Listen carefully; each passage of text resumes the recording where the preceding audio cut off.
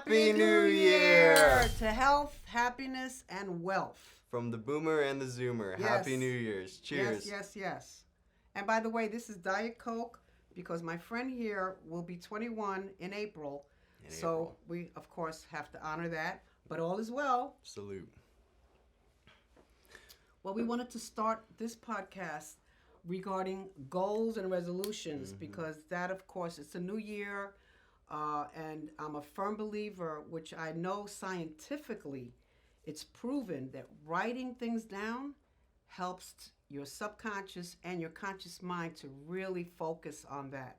So, and it's hard because a lot of times I didn't know what I wanted, right? You know, you want certain things, of course, to work out the way they're supposed to, but what am I doing or what are you doing to make it happen? So writing it down, as I said, is really, really important because you focus. Truly. And then every day you look at those goals.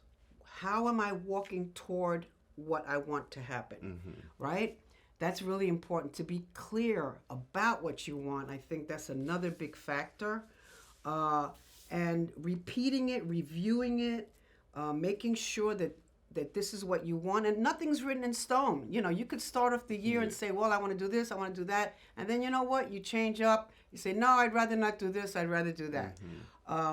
So that's really important. And I hope that everybody takes a little time to not only write it down, but with the phones that we have now, you could actually record yourself and play it back so that you stay on the trail and the road to achieving what you want and what makes you happy. Definitely. And I kind of want to touch on that, Fran. I think it's very important, definitely, to write down your goals, assign your goals at the beginning of the year, or whenever the time is for you, but not just to write them down, but actually follow through with those goals because we see it every year. People write down these goals and they just don't happen. Exactly. And then it leads to false emotions and just nothing comes good out of it. So I think it's just so important to make sure to make realistic goals that you can attain and follow through with those goals because the rewards are amazing. Yes, they I remember 2 years ago or a year and a half ago now, my goal was to get my real estate license in a year. You go. And you look did at that, I did it. Wow. So I think goals are, and that felt amazing, you know what I mean? To be able to achieve a great goal that was obtainable. So, yes, it helps your self-confidence. It makes you feel successful. Yeah, definitely. Yes, so I agree. And accountability too. Share it with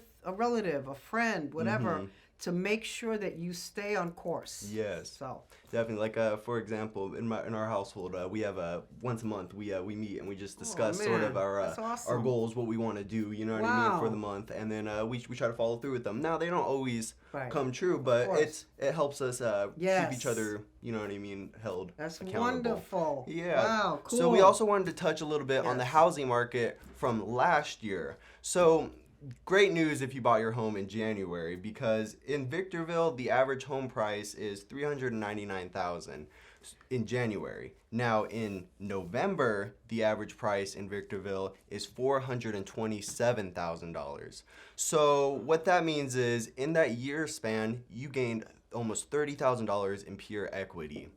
Imagine that. What other investment do you know that can? No way. Stock market, that beats that. Yep. You lose your shirt on that. Bitcoin, I think that beats Bitcoin. I know. It's up right now, but I don't know. But still, yeah. Yeah, so I think that's very interesting. And another point I wanted to touch on from last year's market was sort of the middle of the year. So in the middle of the year, or in November, I did mention that the average home price was $427,000. Now in June, it was $428,000. This means the market only went down $1,000 in the average price with interest rates still rising. So that says a lot about how strong our market is and how home prices aren't coming down right away. So now I kind of also want to touch about how we can kind of use this information for next year, right? Yes. So with interest rates now coming down, do you think home prices are going to just continue dropping that $1,000 or do you think they're going to go up? What do you think, Fran? Well, I know for the past, history shows that when interest rates go down, prices go up. And when prices go up, the interest rates, it just, sometimes you can't win.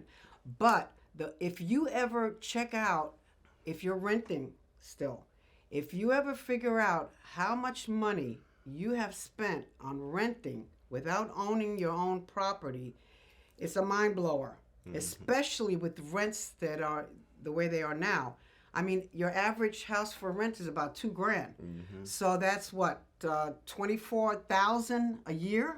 Meanwhile, you're missing out on that, Yeah. for example, 30 grand that you would have had if you bought in Victorville in January. So that's just what we're kind of talking about the Exactly. market. It's always a good time to buy, especially if you're looking for a long-term investment. Yes. The market shouldn't be the deciding factor if you're looking for a home Correct. for 5+ years. It should just be the home you want and when you're able to buy it. Yes. And so we also wanted to touch a little bit on how to buy a home. You know, it's the new Correct. year. People have these resolutions. Let's give them some information Yeah. on how to accomplish them. And it's easy. First and foremost is credit. You have to have a good credit score. That's so important. That's really important, okay? And then, of course, your income. You have to show a loan officer at least 2 years of employment. You have to qualify as far as credit, employment, income. All those factors are needed Are to taken own a into home. account, Yes. definitely. So the first thing, of course, is get pre-qualified. We can help you, and I mean, we're not loan officers, but of course, we can direct you and guide you toward loan officers that are specialty in first-time buyers or also in down payment assistance programs. And there's so many different things and programs that people should take advantage of right now. And as a boomer, I think we're at a stage in life right now that we really should all kind of start downsizing. So if you're thinking of selling, please either call me or Tyler.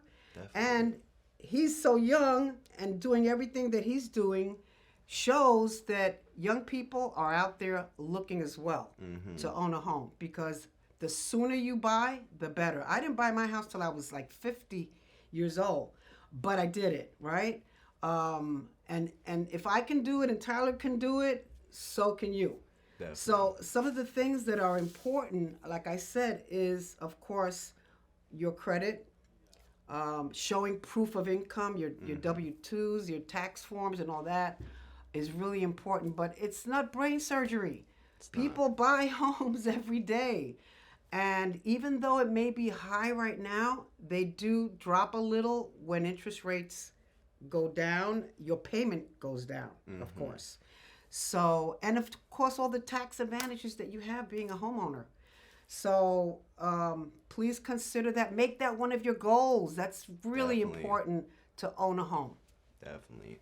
You don't want to miss out on that 30,000 by still renting and still just, oh, I'm going to do this goal in a few years. It needs to be a priority to make it happen, especially in these times. It is a little harder from, well, when your generation was to buy a Yes. home, but it makes it that much more important to make it a priority to buy a Yes. home in 2024. So do you have anything else, Fran? Well, I think everybody needs a realtor. Mm-hmm. People think they could just go out and find a home, but there's so many dynamics and so many different steps in the process. So you need a professional to help you. Not only that, but to negotiate and represent you. So that's really important. We're available. As you know, you have all the information. Yeah. So let's get it done. Yeah, cheers to 2024. Woo! Yay!